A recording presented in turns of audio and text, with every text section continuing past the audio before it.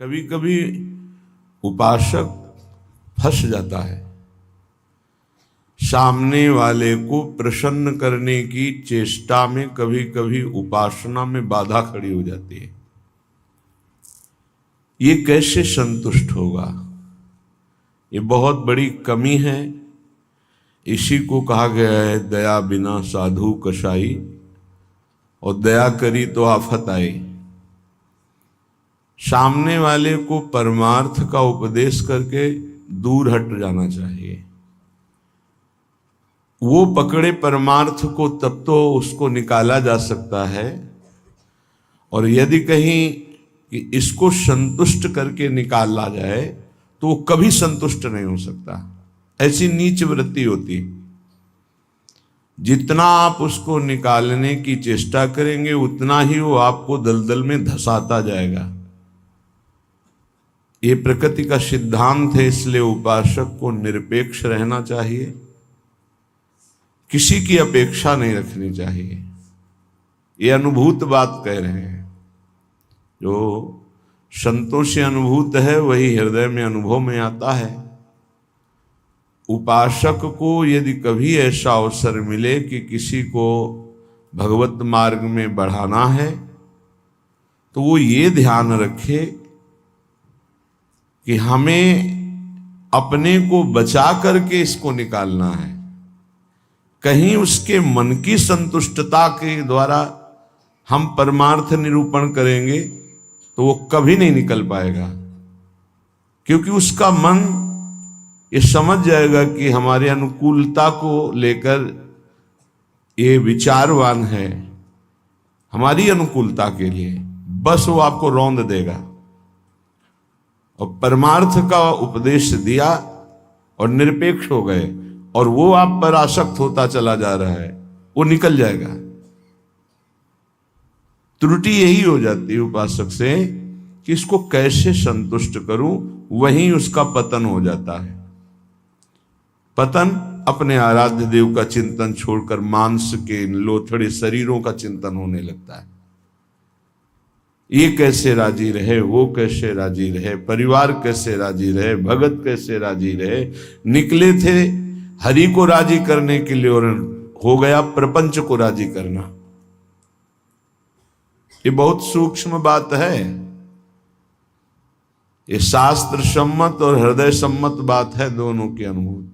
यदि भगवत मार्ग में आगे बढ़ना है तो किसी को संतुष्ट करने का भाव खत्म कर दे।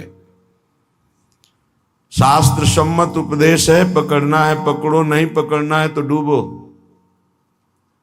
तभी आप परमानंद का अनुभव कर सकते हैं, नहीं तो आपको फंसा लिया जाएगा। ये सूत्र उड़िया बाबा का है, दया बिना साधु कसाई और दया करी तो आफत आई। बीच में समझो, दया नहीं तो साधु कैसा, और दया की तो फंस गए। तो कौन सी दया आपका परम कल्याण में सहयोग कर सकती है? जो याद को ना नष्ट कर पावे। दया का उल्टा है याद। जो भगवत स्मृति में बाधा पहुंचा दे, ऐसी दया में आग लगे। भगवत स्मृति युक्त प्रियता प्रभु के चरणों में और दया जड़ चैतन्य में, तब तो निकल जाओगे। और अगर भगवत स्मृति को दया ने तोड़ दिया और उसकी स्मृति चल रही तो दुर्गति पक्की है। हिरण में इतनी स्मृति आ गई कि हरि स्मृति गई तो अगला जन्म ऐसे महापुरुष का पशु रूप में हो गया, मृग रूप में। तो बहुत सावधानी का ये परमार्थ मार्ग है। कभी कभी दया में चूक हो जाती है। ये दया बहुत बड़ी दैवी संपदा है, कोई साधारण नहीं है। महापुरुष अपने कल्याण की बात ना देखते हुए सामने वाले का कैसे मंगल हो, इस बात पर विचार युक्त रहते हैं। पर साधक को बहुत सावधान रहना चाहिए। इस दया रूपी सद्गुण से बचना चाहिए। ध्यान से इसको पकड़ लीजिए। दया रूपी सद्गुण से बचना चाहिए जब तक भगवत प्राप्ति ना हो जाए। दूर से दया का भाव, दूर से हृदय में कहीं इसका भाव प्रवेश हो गया कि इस पर दया करनी है, हम बड़े दयालु हैं, तो फंसा फंसाया है। भजन करने से हृदय बड़ा द्रवित हो जाता है। द्रवित हृदय में करुणा और दया की लहरें उठती रहती हैं। उसको लगता है क्या दे दूं, क्या कर दूं, कैसे ये भगवान में लग जाए।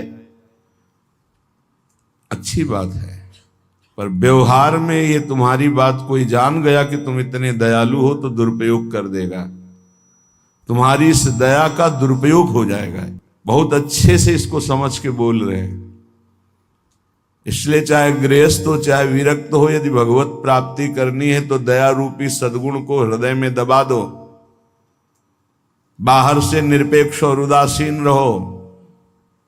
जब कभी भगवान ऐसी सामर्थ्य दें तो निरपेक्ष होकर के उससे कोई आसक्ति न रखते हुए उपदेश कर दिया और दूरी बनाए। नजदीकी बनाया तो फंसे, ये ऐसे है प्रपंची। नजदीकी बनाया तो फंसे, और फंसे तो तुम्हारी निंदा ये करेंगे, तुम्हारे ही विपरीत चलेंगे।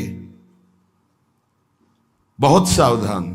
जैसे डूबने वाले को बचाने वाला जाए और चतुर तैराक ना हो, चतुर इसलिए कि अपने को बचा ले, तैराक इसलिए कि उसको भी निकाल ले, तो डूबने वाला पहला काम करता है बचाने वाले को डुबोता है और ऊपर उठ के सांस लेना चाहता है। बस ऐसे ही बहुत समुद्र में, प्रपंच में कामी क्रोधी लोभी ऐसे जो जन डूबे हुए हैं, साधु का कर्तव्य है उनको निकालना, पर परम प्रवीणता पूर्वक अपने को बचाते हुए,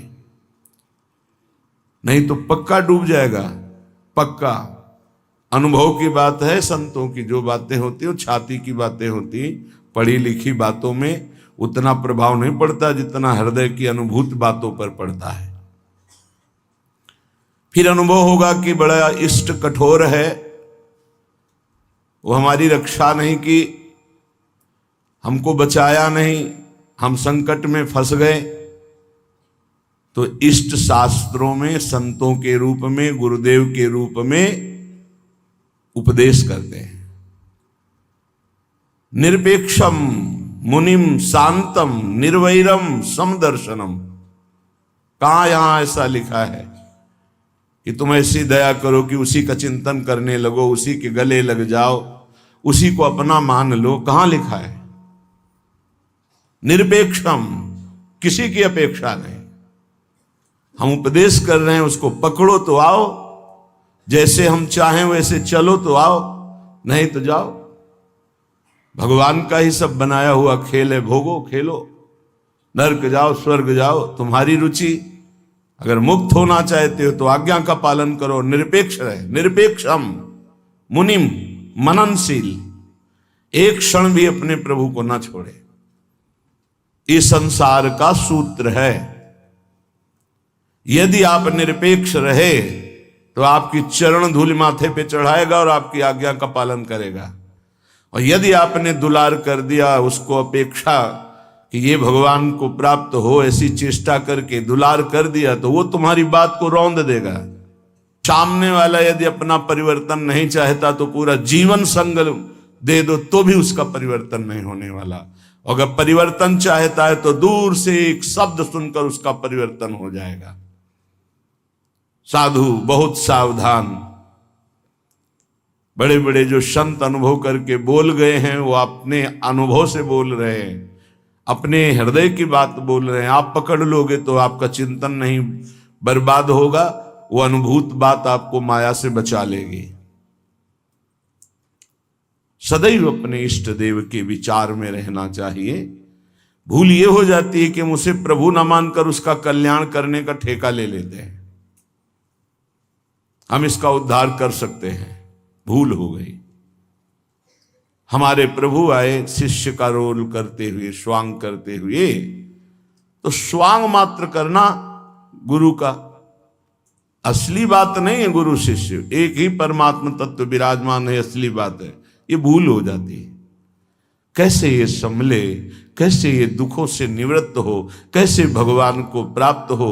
थोड़ा बस उसके अनुकूल हो गए, वो तुम्हारी हर बात रौंद देगा, तुम्हें सेवक बना देगा, अपना गुलाम बना देगा। मान लेना हमारी बात, दिमाग में लिख लेना। एक साधारण विषयी आदमी तुम्हें अपना गुलाम बना सकता है। कैसे? उसकी अनुकूलता को यदि तुमने परोसा, बस वो तुम्हारी आज्ञा का उल्लंघन कर देगा। ऐसे सात्विक जन बहुत कम होते हैं जो ये बात सोचे कि ये किसी की तरफ देखते नहीं, किसी से बोलते नहीं, इन्होंने हमारी तरफ देखा, हमसे बोले, बात किया, अहो भाग्य। यह हम अपने अनुभव की बात और संतों के अनुभव की बात करते हैं जो माया मुक्त हैं। किसी को उपदेश देकर निरपेक्ष हो जाना, यही उसके कल्याण का स्वरूप है। उसको दुलार करना अपने और उसके दोनों के पतन का रास्ता है पक्का। संसार में कहीं कोई भी यदि भगवत मार्ग में चलना चाहता है तो वो शब्द पकड़कर निकल जाएगा माया से। और अगर गुरुजनों के, महापुरुषों के वचनों को नहीं माना तो हम लौट जाएं उसके चरणों में, हमारे ऊपर से खेले, तो भी वो कल्याण को प्राप्त नहीं हो सकता, क्योंकि वो वचन का पालन नहीं कर रहा।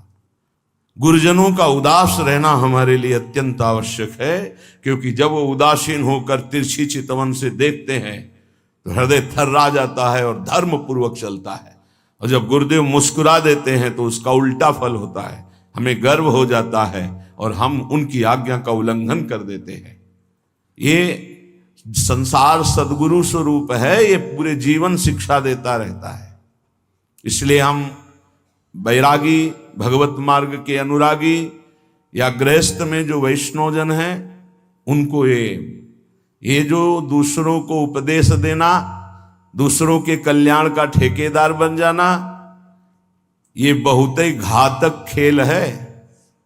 प्रवचन करना, उपदेश करना, दूसरों के मन को संतुष्ट करना, ये बहुत ही घातक खेल है भगवत प्राप्ति में।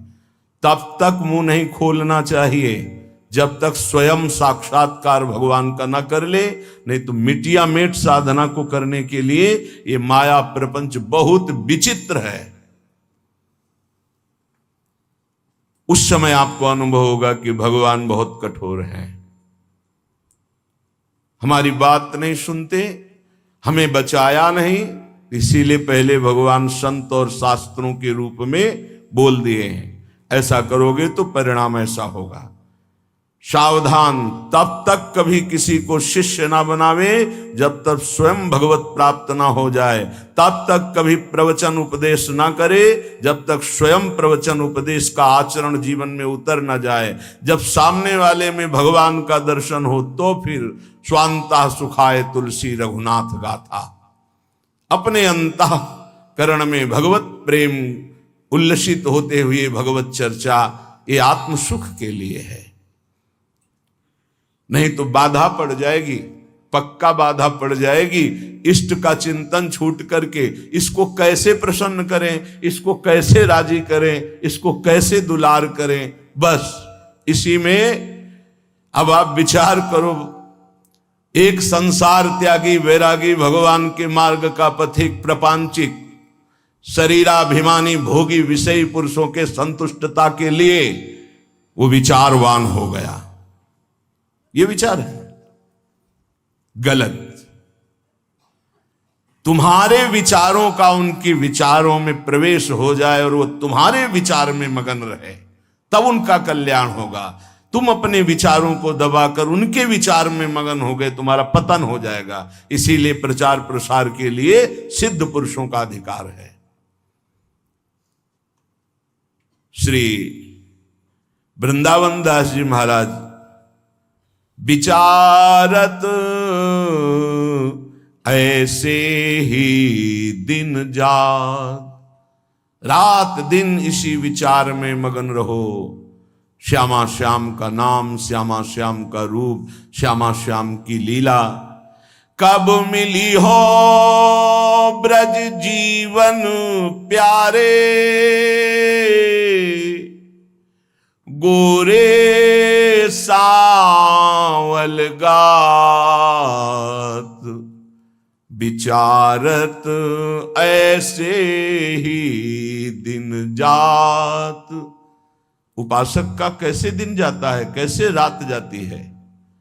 विचारत ऐसे ही दिन जात, कब मिली हो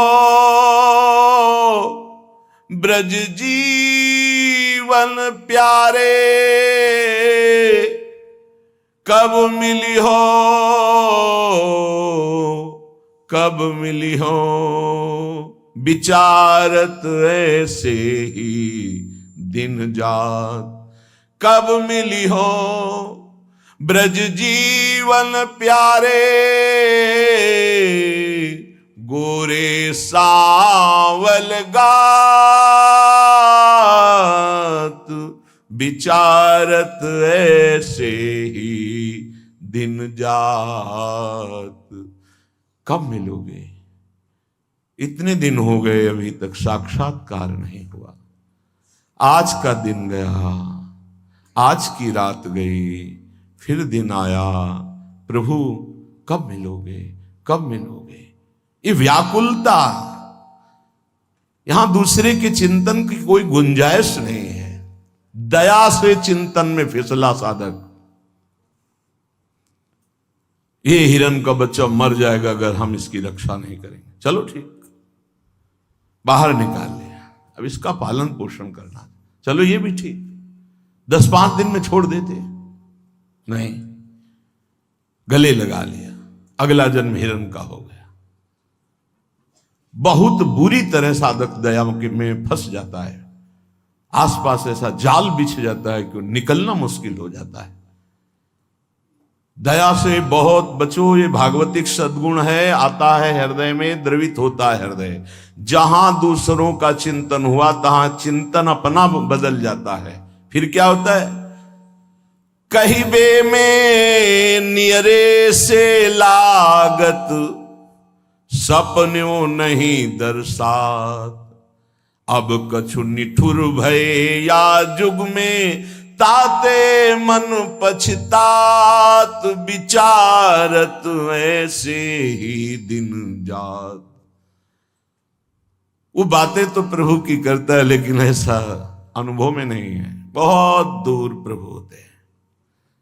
कहिबे में नियरे से लागत, सपन्यों नहीं दर्शात। स्वप्न में भी प्रभु नहीं आते। क्यों? गजब की बात है, साधक जीवन भर चिंतन को संभालता रहता है। दूसरे पर दया करके वो अपने कीमती चिंतन को दे दिया है, वो समझ नहीं पाता क्या हमारे से इनको मिल रहा है।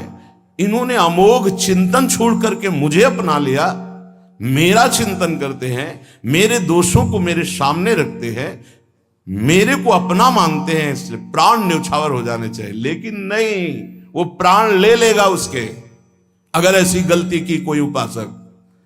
निज अनुभव कहो खगेसा, वो तुम्हारे प्राण ले लेगा, वो तुम्हारी जीवन भर की चिंतन वृत्ति को रौंद देगा यदि तुमने दया कर दिया। इस बात को समझ लेना। संतों का संग क्यों सुना जाता है? शास्त्रों में वही सब लिखा है। उसको अपने अनुभव से डुबो कर बोलते हैं। कहिबे में नियरे से लागत, सपने हूं नहीं दर्शात। अब करो प्रवचन। हृदय में आश्रय दूसरे का, चिंतन दूसरे का, संबंध दूसरे का, तो स्वप्न में भी आपके आराध्य देव नहीं झलकेंगे। फिर क्या हृदय कहेगा? अब कछु निठुर भय या जुग में, ताते मन पछतात। अब भगवान में नहीं सुनते, बहुत कठोर हो गए। हमें लगता है इस युग में, पहले बहुत जल्दी कृपा करते थे। हम आपको बताते हैं कलयुग में सबसे जल्दी भगवान प्रसन्न होते हैं। ठाकुर जी को जब यशोदा मैया रस्सी से बांधती हैं तो रास लीला में दर्शन करवाते हैं कि मैया ने कसम धरवानी शुरू की कि बंध जा लाला, हर रस्सी 2 अंगुल छोटी। तो उनको पता है भगत बहुत प्यारे हैं। पहले तो बड़ी कसम खवाई निज भगवान के स्वरूपों की, नहीं बंधे। फिर सतयुग के भक्तों की, फिर त्रेता के, फिर द्वापर की। जो ही कहा कि तुम्हें कलयुग के भक्तों की शपथ से बन गए। क्यों? कलयुग में बहुत कम भक्त होते हैं। विशुद्ध भक्त भगवान की, हाँ, वृष्टि शारदी कहूं कहूं हुई, जैसे शारदीय वृष्टि कहीं कहीं होती है, ऐसी भगवान की भक्ति, विशुद्ध भक्ति।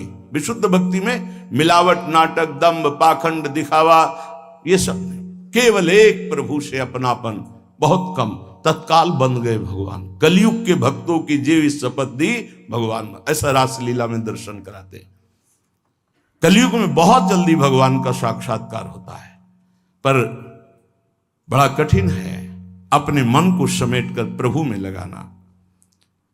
करुणा निधि के ही भांति कहावो, सुनत नहीं सकुचार। एक बात मान लेना, हमारे प्रभु तक आवाज उसी की पहुंचती जिसका केवल प्रभु से संबंध है। अगर दूसरा कोई है तो आवाज नहीं पहुंचेगी, तुम्हारे हृदय में ही बैठेंगे, नहीं सुनेंगे। आवाज पहुंचती है जब केवल प्रभु रहते। जैसे द्रौपदी जी, जब तक कोई और था, अपना बल था, तो आवाज नहीं निकली। क्या द्रौपदी जी के हृदय में भगवान का चिंतन नहीं होता क्या? महाभारत में लिखा है, जो ही दुशासन आया तो भगवान का चिंतन चल रहा था, क्योंकि महाभागवत में कोई ऐसा नहीं कि श्री कृष्ण का विस्मरण था, लेकिन बल था पांडवों का, बल था औरों का। पुकार नहीं हुई, पुकार नहीं हुई। महाभारत प्रसंग में पढ़ के देख लेना, जो ही दुशासन गया उस समय द्वारिकाधीश भगवान के चिंतन में बैठी थी, क्योंकि रजस्वला थी। बल था कि ये सभा में ले जाएगा, 5 पति हैं, भीष्म आदि महापुरुष, आश्रय अन्य होने के कारण वो केवल अंदर चिंतन चल रहा था, पुकार नहीं हुई थी। बहुत सावधानी से समझने का विषय। जब सब बल छूट गया तब उन्हीं का जो हृदय में चिंतन हो रहा था, जो ही पुकार हुआ तो चमत्कार हो गया, वस्त्रावतार भगवान का हो गया। इसलिए करुणानिधि हैं, पर वो सुनेंगे नहीं जब तक आपका कोई और है। ये बहुत जल्दी फोन नंबर लग जाता है हमारे ठाकुर जी से। नंबर है एक, बस एक। मेरे तो गिरधर गोपाल, दूसरों न कोई। बात कर लो, सब डिलीट करो। सबकी ममता ताग बटोरी, मम पद मन ही बांध बर डोरी। कनेक्शन, जय जय, तुरंत उत्तर मिलेगा। हाँ बोलो, आपने कनेक्शन नहीं फैला। कनेक्शन तो जननी जनक बंधु सुत दारा, तन धन धाम सुरत परिवारा। तो इनसे बात करो, हरि से कैसे होगी? हरि से बात करने के लिए एक ठसक हमारे माई श्यामाजू को राज, एकमात्र प्रियाजू से अपनापन। तो अभी बात कर लो। लेकिन धिक्कार है हमारे मन को, हमारी इंद्रियों को, हमारी बुद्धि को बड़े परमार्थ के बहाने से चुराती माया।